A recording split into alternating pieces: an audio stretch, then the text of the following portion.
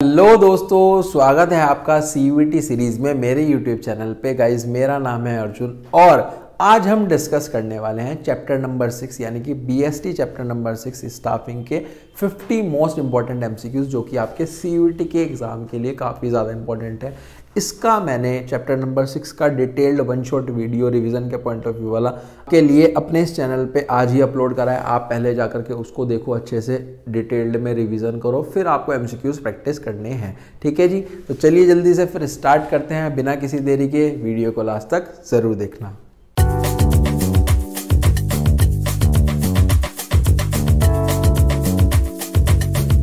देखो, बेसिकली जो हमारे पास चैप्टर है स्टाफिंग, इसमें सबसे पहले तो स्टाफिंग का मतलब, स्टाफिंग के इंपॉर्टेंस, उसकी जो फीचर्स हैं, स्टाफिंग का प्रोसेस जिसमें सिलेक्शन, ट्रेनिंग, ये सब चीज़ें आपके पास आ जाती हैं। सारे टॉपिक्स जितने भी इंपॉर्टेंट टॉपिक्स थे वो मैंने डिटेल्ड में यहाँ पर कवर कर दिए हैं। तो स्टार्ट करते हैं सबसे पहले तो अपने फर्स्ट एमसीक्यू की तरफ। लिखा है dash involves shifting of an employee, जिसमें हम शिफ्ट करते हैं एम्प्लॉय की एक जॉब से अनदर जॉब पे, और from shift to another without a substantive change in the responsibility and status of the employ.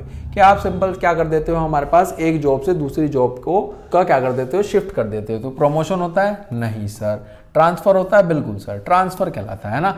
Identify करनी है करेक्ट सीक्वेंस 5 स्टेप के सिलेक्शन के, है ना। सबसे पहले बेसिकली हमारे पास आएगा प्रीलिमिनरी स्क्रीनिंग, फिर हम सिलेक्शन टेस्ट करते हैं, फिर हम एम्प्लॉयमेंट इंटरव्यू लेते हैं, फिर हम रेफरेंस और बैकग्राउंड चेक करते हैं, फिर हमारे पास सिलेक्शन डिसीजन लिया जाता है। तो ऑप्शन डी बन जाता है ना।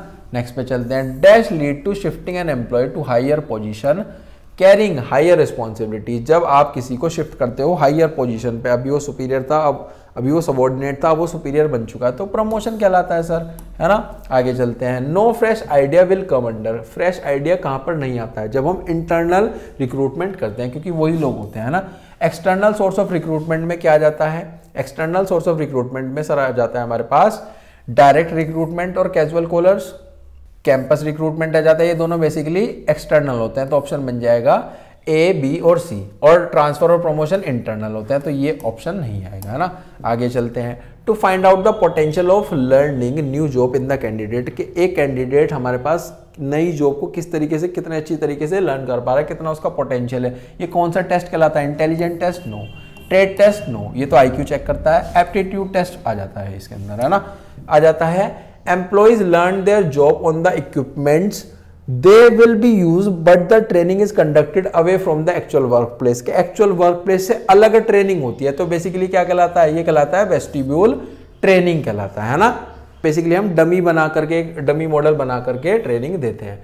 अरेंज करना है फॉलोइंग स्टेप को स्टाफिंग फंक्शन के करेक्ट सीक्वेंस में, है ना जी। सबसे पहले होगा हमारे पास रिक्रूटमेंट होगा, फिर सिलेक्शन होता है, फिर हमारे पास प्लेसमेंट एंड ओरिएंटेशन होता है, फिर ट्रेनिंग एंड डेवलपमेंट, फिर परफॉर्मेंस अप्रेजल। तो ये तो करेक्ट सीक्वेंस में ही लगे हुए हैं। आगे चलते हैं।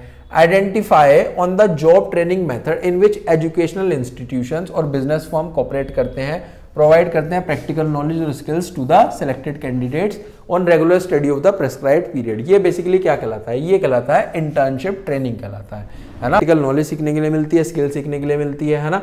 इसके बाद आपको मैच इट करने हैं। मैच इट में सबसे पहले है हमारे पास रिक्रूटमेंट। रिक्रूटमेंट क्या होता है? रिक्रूटमेंट एक ऐसा प्रोसेस है जिसमें आप सर्च करते हो प्रोस्पेक्टिव कैंडिडेट्स को, ये रिक्रूटमेंट है। फिर इसके बाद है सर सिलेक्शन। सिलेक्शन होता है चूज करना सुइटेबल कैंडिडेट को। फिर इसके बाद जाता है सर ट्रेनिंग। ट्रेनिंग करना है, ट्रेनिंग का मतलब है स्पेसिफिक स्किल्स बताना। प्लेसमेंट एंड ओरिएंटेशन, इसका मतलब क्या है? ऑक्यूपाई करना पोस्ट को और इंट्रोड्यूस करना सिलेक्टेड एम्प्लॉय को अदर एम्प्लॉय के साथ। तो ये बन जाता है ऑप्शन नंबर ए। ठीक है जी, आगे चलते हैं। An analysis that enable an assessment of number of human required in the organisation. ये बेसिकली क्या होता है? डेवलपमेंट? नहीं सर। प्रमोशन? वर्कलोड एनालिसिस होता है ना। ये एक एनालिसिस या प्रोसेस, एक ऐसा प्रोसेस जो प्रोवाइड करता है लर्निंग अपॉर्चुनिटीज, जो हेल्प करती है एम्प्लॉय को ग्रोथ में। तो ये बेसिकली आ जाता है डेवलपमेंट। चलो जी, आइडेंटिफाई करना है करेक्ट सीक्वेंस में स्टाफिंग के प्रोसेस को।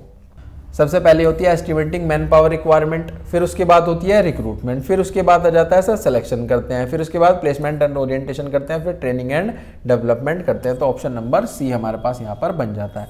Staffing is a part of which functional area of management. Staffing is a part of which functional area of management? Human resource management का पार्ट होता है सर स्टाफिंग, है ना।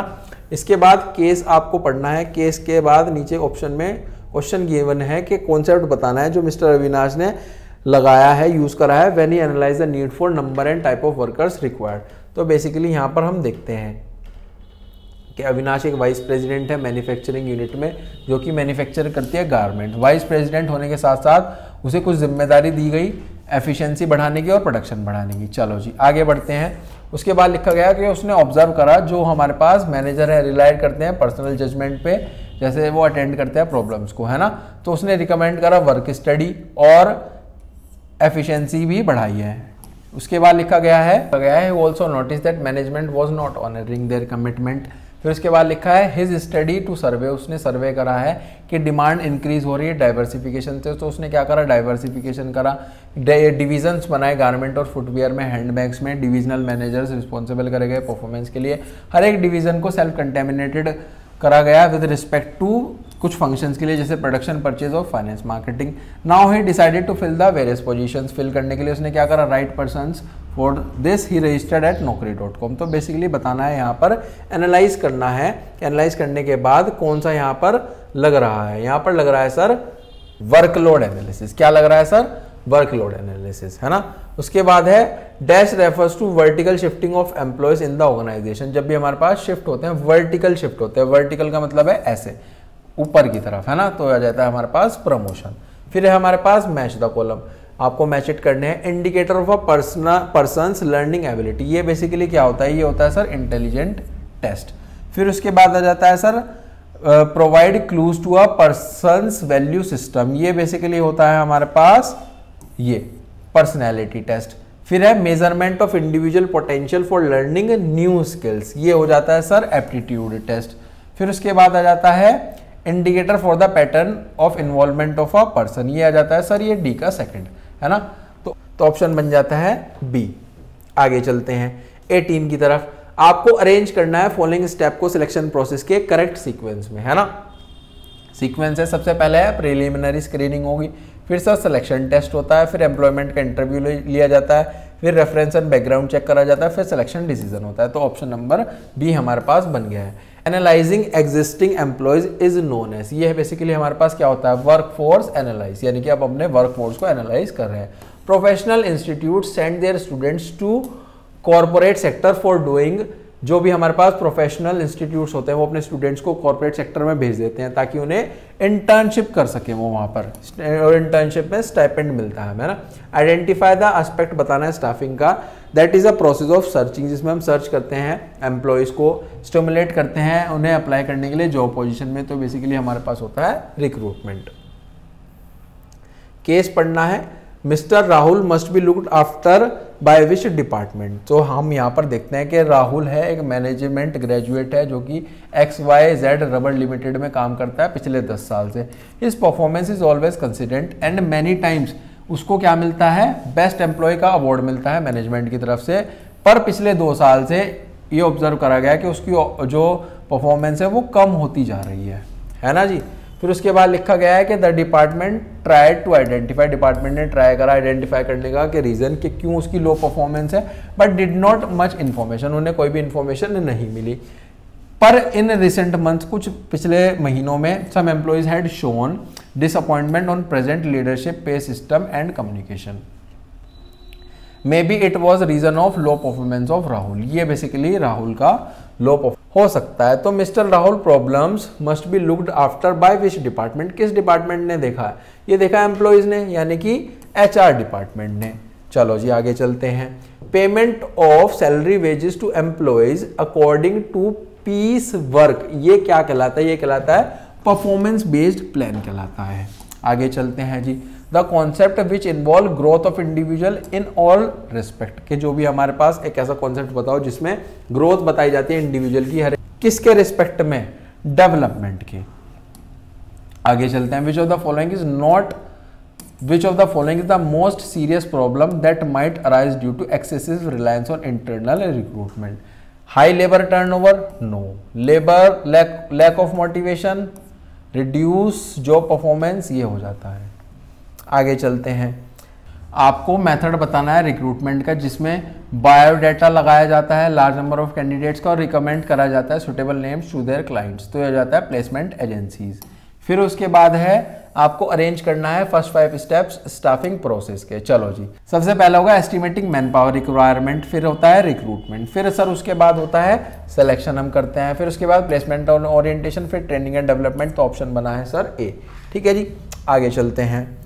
Purpose of one of the training method के, इनमें से जो training method है उसका पर्पज क्या है? To make the new employee feel at home and develop a feeling of belongingness in the organisation. ये बेसिकली होता है इंडक्शन ट्रेनिंग, जिसमें आपको काफ़ी अच्छा फील कराया जाता है, घर की तरह फील कराया जाता है और डेवलप कराई जाती है कि ताकि बिलोंगिंगनेस ना हो, है ना। फिर उसके बाद है analyse total number of employees required to perform a job. ये बेसिकली क्या होता है? ये होता है वर्कलोड एनालिसिस, कि आपको एक्चुअल में देखना है कि कितने हमारे पास नंबर ऑफ पीपल रिक्वायर्ड है परफॉर्म करने के लिए जॉब के लिए। The form which contains certain vital details, के एक ऐसा फॉर्म जिसमें सारी की सारी वाइटल डिटेल्स होती है अबाउट द कैंडिडेट, वो क्या होता है? वो होता है अटेस्टेशन फॉर्म, है ना। आगे चलते हैं। Name the method of external recruitment in which business organisation database बनाती है अनसॉलिटेड एप्लीकेशंस की और लिस्ट बनाई जाती है जॉब सीकर्स की ताकि वैकेंसीज को फिल करा जाए, वो होता है सर कैजुअल कॉलर। आगे चलते हैं।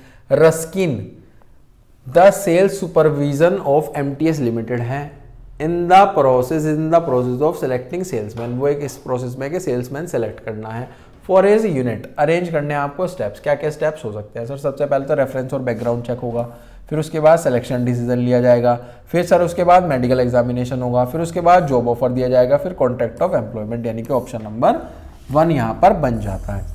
फिर है sir imparting skill necessary to perform a job is called, ये क्या कहलाता है? ये ट्रेनिंग कहलाती है। Which of the following is called negative process, इसमें से नेगेटिव प्रोसेस है सिलेक्शन, क्योंकि सिलेक्शन में काफ़ी सादे जो भी हमारे पास जिनका सिलेक्शन नहीं हुआ है वो तो उनके लिए तो एक नेगेटिव प्रोसेस है ना।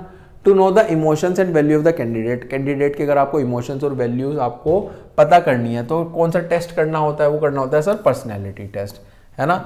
इसके बाद केस लिखा है एक छोटा सा, इसमें आपको स्टाफिंग का प्रोसेस बताना है जो मिस्टर राकेश ने कंडक्ट करा है। Rohan had given a interview in Shubh limited and वो selected as a HR manager. ठीक है जी, फर्स्ट डे पे जॉब पे वो राकेश से मिले, मिस्टर राकेश से। Mister Rakesh gave Rohan a tour of the office, office का एक टूर दिया गया। रोहन को इंट्रोड्यूस करा गया सुपीरियर के साथ, सबऑर्डिनेट्स के साथ, कलीग्स के साथ। तो बेसिकली क्या है? प्लेसमेंट एंड ओरिएंटेशन, प्लेसमेंट हुई है फिर उसका ओरिएंटेशन हो रहा है ना। फिर आपको अगेन यहाँ पर करेक्ट आंसर बताना है कि दिनेश प्लान कर रहा है एक ऑर्गेनाइजेशन का सेटअप करने के लिए और कॉर्पोरेट सेक्टर में he has to undertake step in the appointment staff, कुछ स्टाफ को अपॉइंट करने के लिए उसने स्टेप करे, अरेंज करना है आपको। सबसे पहले सर हमारे पास होगा मैन पावर रिक्वायरमेंट, फिर होता है सर हमारे पास रिक्रूटमेंट, फिर होता है सर हमारे पास सिलेक्शन, फिर होता है सर हमारे पास placement orientation and training and development. बार बार इस तरीके का सवाल आपके पास आ रहा है तो यानी कि ये बहुत इंपॉर्टेंट सवाल है।